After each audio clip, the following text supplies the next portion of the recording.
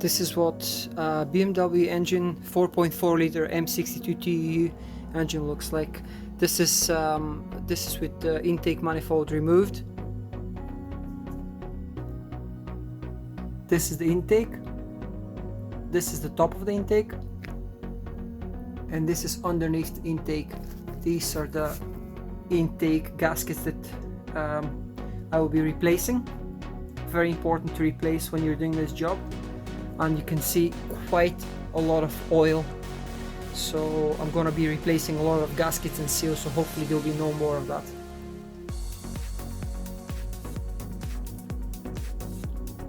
So back at the engine, all this oil, I'm gonna clean all this up. Quite a lot of dust and debris and leaves, all sorts of stuff. Some of the rubbish actually ended up inside the valves, which is just like feathers from a bird or something like that. So I'm gonna hoover all this, clean it all up very well before I proceed with any more work, and then I'm gonna seal them with something, maybe a bit of cloth, some rags, clean rags, and then I'm gonna completely refurbish, overhaul, clean up the whole system and replace the valley pan gasket.